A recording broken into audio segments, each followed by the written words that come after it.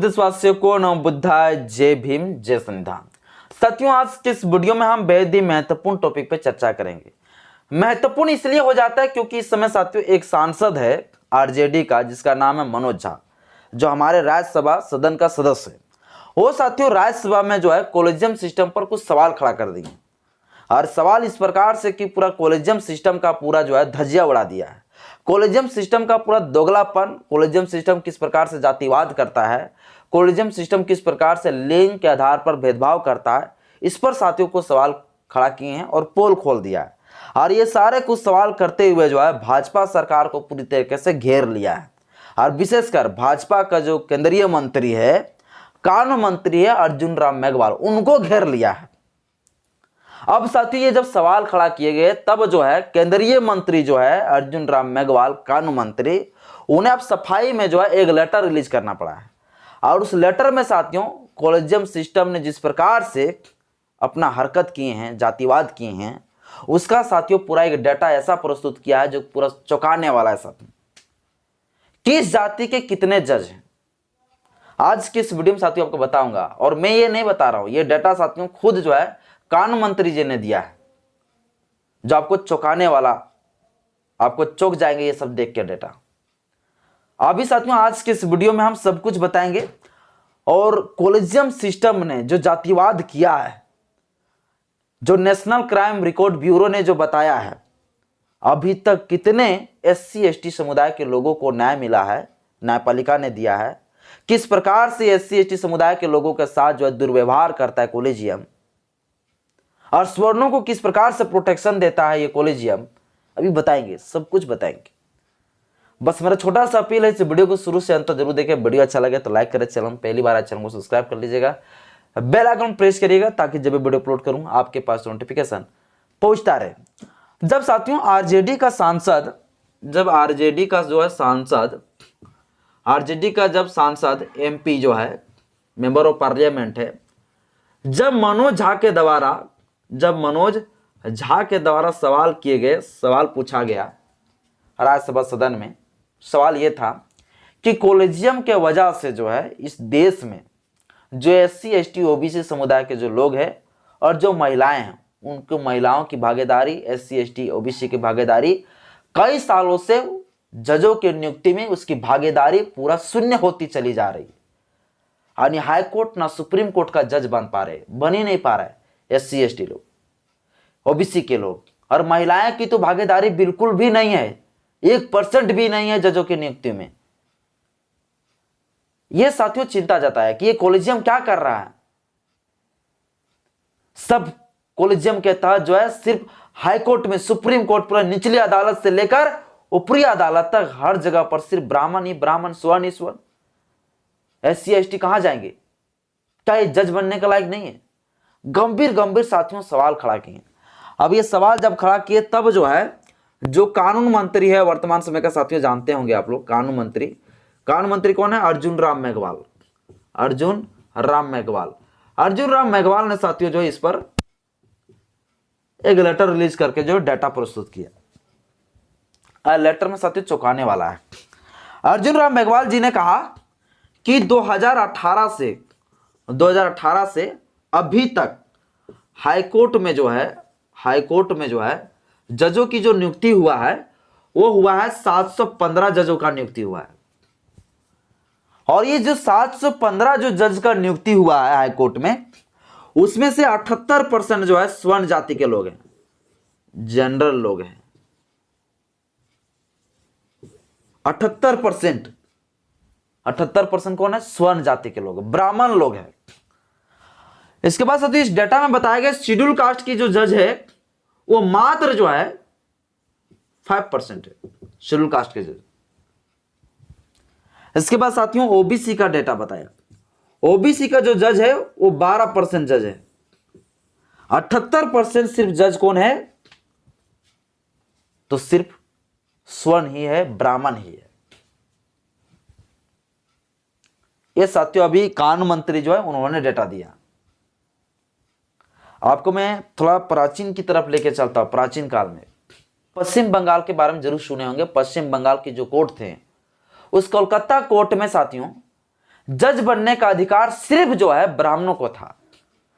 और ब्राह्मण जो है मनुस्मृति के तहत जो है लोगों को दंड देता था, जिस मनुस्मृति में जो है यह प्रावधान था कि अगर कोई चोरी करेगा तो उसको मृत्यु दंड दिया जाएगा, या तो फिर उसका यंग भंग कर दिए जाएंगे, एक एक यंग को काट दिए जाएंगे।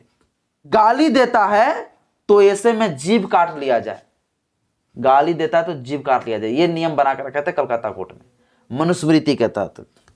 इसके बाद सत्य लिखा हुआ था, अगर कोई शूद्र जो है शारीरिक हमला करे तो उसे मृत्यु दंड दे दिया जाए। लड़ाई झगड़ा अगर कोई ब्राह्मण का विरोध करे तो वैसे में जो उनका मृत्यु दंड दे दिया जाए। अगर झूठी अगर कोई गवाही देता है या के कोर्ट में तो उन शूद्रों को जो है मृत्यु दंड दे दिया जाए, या तो उसका यंग भंग कर दिया जाए, उसका यंग काट दिया जाए। ये साथियों ब्राह्मणों का जब जज बनने का अधिकार था ना, तब ऐसे ऐसे प्रोविजन थे, और ब्राह्मण लोगों ने ऐसे बनाकर रखा था। अगर ब्राह्मण महिला के साथ अगर कोई बलात्कार करता है, अगर कोई शूद्र, तो उन्हें जो है मृत्यु दंड दे दिया जाए, उन्हें यंग भंग कर दिया जाए। ये इस प्रकार से अधिक साथियों जो सजा है ब्राह्मण काल में वो मृत्यु दंड वाला था, जीभ काट लेने वाला था, कान में शीशा उबला तेल डाल देने वाला था। ये ब्राह्मणों का जब शासनकाल था। तो एक टाइम था जिस समय सिर्फ जज बनने का अधिकार किसको था? सिर्फ ब्राह्मणों को था। लेकिन जब ब्रिटिश गवर्नमेंट ने, अंग्रेजों ने देखा कि ये जो है जज बनने के लायक नहीं है, ये जज के तौर पर न्यायिक चरित्र इसका है ये नहीं है, तो ब्रिटिश ने, अंग्रेजों ने जो है ब्राह्मणों को यह कह के जो है जज बनने से रोक लगा दिया कि ब्राह्मणों का चरित्र जो है न्यायिक नहीं है, यानी न्याय देने वाला नहीं है, बल्कि ये ब्राह्मण क्षत्रिय वैश्य शूद्र के हिसाब से जो है ये फैसला सुनाते हैं, और जो मनुस्मृति में प्रोविजन है उसके तहत ये फैसला सुनाते हैं। इसीलिए इस ब्राह्मणों को तत्काल ही जो है जज बनने से रोक दिया जाए। अब उसी चीज का साथियों अब जो है सुप्रीम कोर्ट में जो कॉलेजियम है वो कॉलेजियम ले रहा है कि ब्राह्मणों ने हम लोगों को जज बनने से रोका था, अब हम फिर से जज बनेंगे। अब साथियों कोई एग्जाम नहीं, असंवैधानिक तरीके से कोई एग्जाम नहीं, बिना एग्जाम का जज बनने आने की, जिस समय उस समय का काल था, उस समय का जो टाइम पीरियड था कोलकाता में, वही वाला टाइम पीरियड अभी चल रहा है कि कोई एग्जाम नहीं भैया, हम ही लोग को जज बनने का अधिकार है। और साथियों कॉलेजियम के तहत जो है पूरा अभी जो है 78% 2018 से मैं बता रहा हूं, पहले का भी आंकड़ा नहीं बता रहा हूं, अभी जो अर्जुन राम मेघवाल जी डेटा दिए उस चीज को बता रहा हूं। 715 जस्टिस का जो है नियुक्ति हुआ है, 78% सिर्फ ब्राह्मण है, शेड्यूल कास्ट 5% है, ओबीसी जो है 12% है, और बाकी बात सब स्वर्ण है। अब समझ सकते हैं शेड्यूल ट्राइब यहां पर कोई बातें नहीं। तो ये साथियों डेटा जब आया है तो पूरा चुकाने वाला आया है, ठीक है। अब मैं आपको बताता हूं कि ये कॉलेजियम किस प्रकार से जो है भेदभाव करता है, किस प्रकार से जातिवाद करता है ये कॉलेजियम। अब ये कॉलेजियम में साथियों आप लोग जानते होंगे कॉलेजियम में क्या होता है कि 5 जस्टिस होते हैं, एक चीफ जस्टिस होते हैं, और ये चीफ जस्टिस के साथ साथ सुप्रीम कोर्ट का ही जो है 4 और जस्टिस होते हैं। यही जस्टिस तय करते हैं कौन हाई कोर्ट का जज बनेंगे, कौन सुप्रीम कोर्ट का जज बनेंगे, किस जज को कहां पे जो है ट्रांसफर किए जाएंगे, ये सारा कुछ तय यही 5 जस्टिस करते हैं।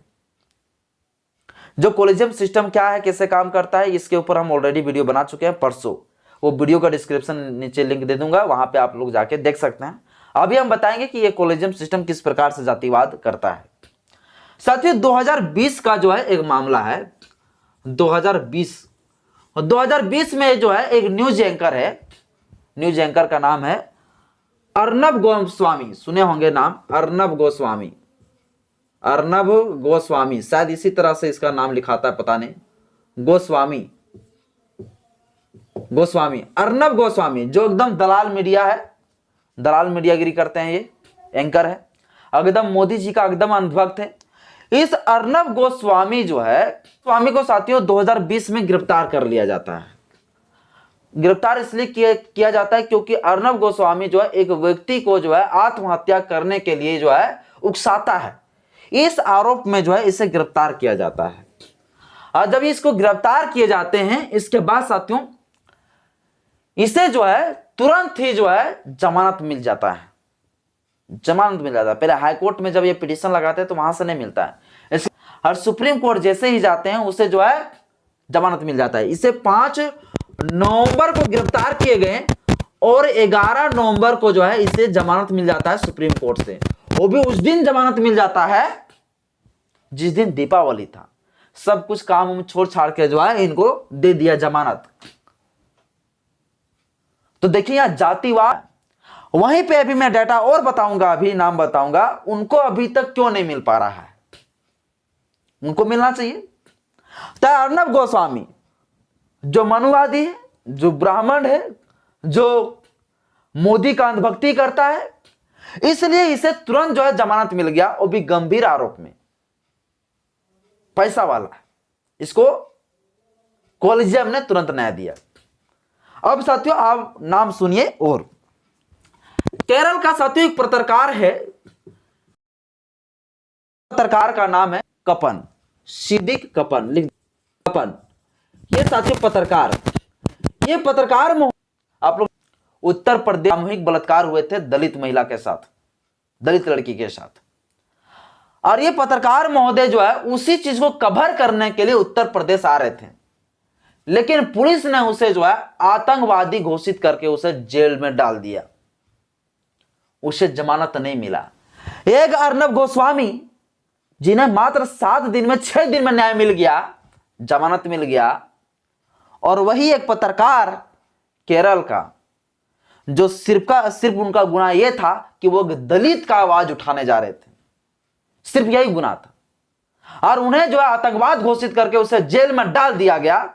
और उसे पता है जमानत जो मिला वो कितना दिन में मिला? 846 दिन में उसे न्याय मिला। 846 दिन में उसे न्याय मिला। हर एक को 6 दिन में न्याय मिल गया, उसे बेल मिल गया, जमानत मिल गया, और इसे 846 दिन में उसको बेल मिला। सिर्फ गुनाह इसलिए क्योंकि वो एक स्वतंत्र इंडिपेंडेंट पत्रकारिता करते थे, वो दलितों की आवाज उठाने की काम कर रहे थे, इसलिए उसे डाल दिया गया। ये है जातिवाद, इसे कहते हैं कॉलेजियम का जातिवाद। जब ये व्यक्ति, जब ये केरल का, जब ये लड़का सिद्दीक कपन ये जब जेल गए, जब ये बेल के लिए पिटीशन लगाए तो इसे बेल नहीं मिला, तो इसे कहते हैं कॉलेजियम का जातिवाद। आगे साथियों और देखिए, नाम सुने होंगे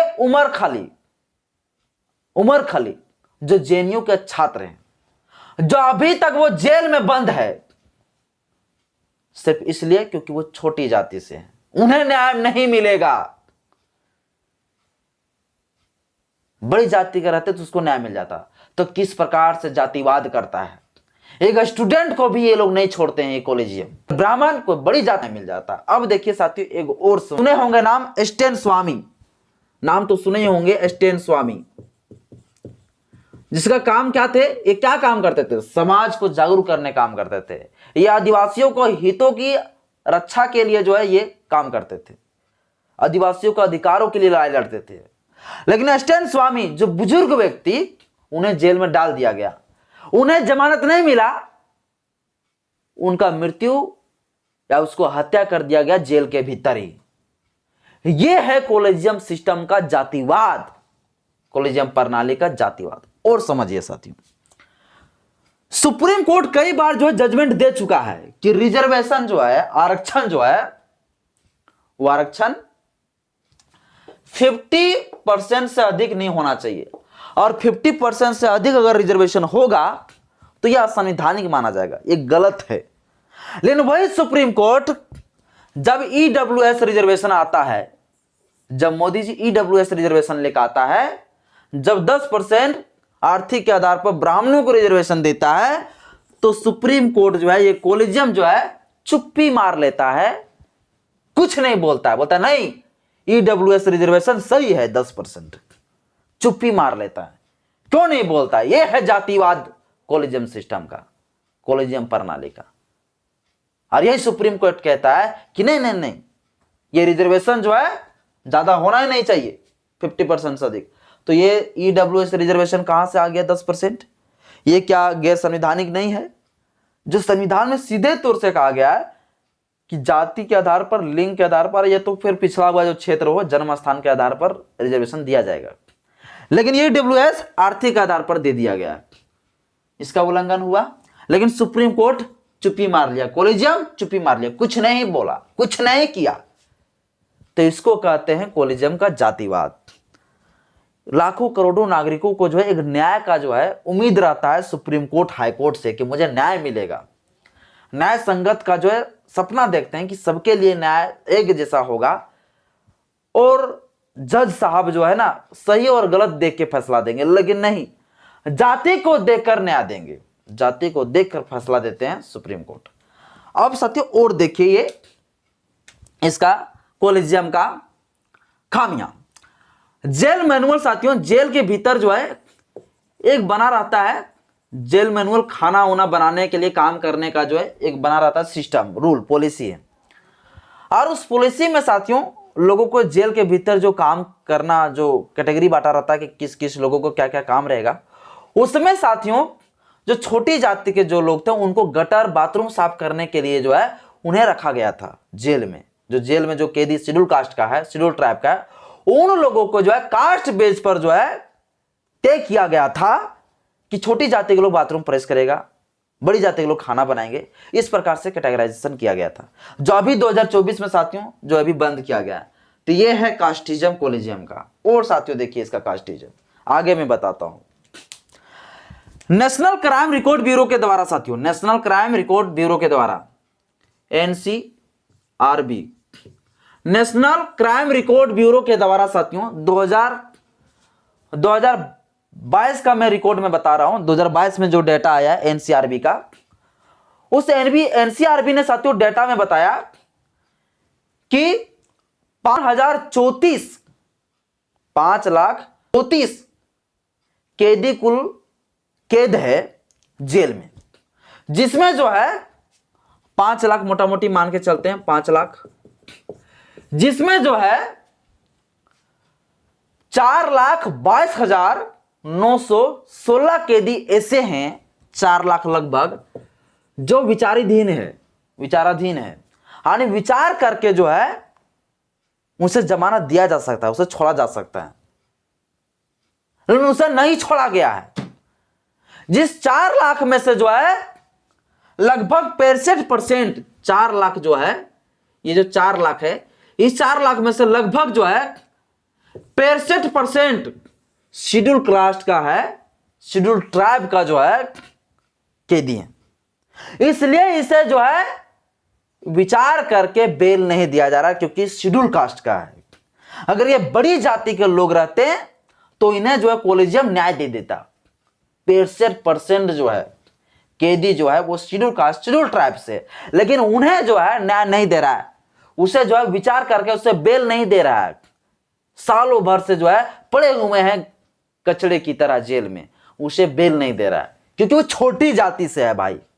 तो ये है कोलिजियम का जातिवाद, यह है कोलिजियम का कास्टिज्म साथियों। और यही साथियों मैं आप लोगों को बताना चाहता था, यानी वो जो मनुस्मृति के समय में जो ब्राह्मणवाद की जो ग्रंथ है, जो समय जो सिस्टम चला के रखा था, बस वैसा ही सिस्टम साथियों अभी भी है। सिर्फ नाम का जो है भारत का संविधान, ये लोग बात करते हैं, भारत के संविधान का शपथ लेते हैं, वरना साथियों संविधान को ये लोग खुलेआम मर्डर कर रहे हैं। जो कोलिजियम बिल्कुल असंवैधानिक है, आर्टिकल 124 क्लोज 2, 217, ये सारा जो है आर्टिकल कहता है कि कोलिजियम वगैरह कुछ नहीं होगा। सुप्रीम कोर्ट, हाई कोर्ट का जज का नियुक्ति राष्ट्रपति करेंगे, लेकिन कोलिजियम सिस्टम जो है सुप्रीम कोर्ट ने खुद बना लिया एक कोलिजियम, और जो खुद जो है तय करता है कि कहां का जज कौन बनेगा, कहां का जज किसको कहां भेजा जाएगा, ट्रांसफर करेगा। अब इस पर साथियों मैं स्पेशल एक वीडियो बना चुका हूं, उसका डिस्क्रिप्शन में लिंक दे दूंगा, वहां जाकर आप लोग देख सकते हैं। बाकी बात इस विषय पर आप क्या सोचते हैं मुझे कमेंट बॉक्स में अपना राय जरूर बताइएगा। जय भीम।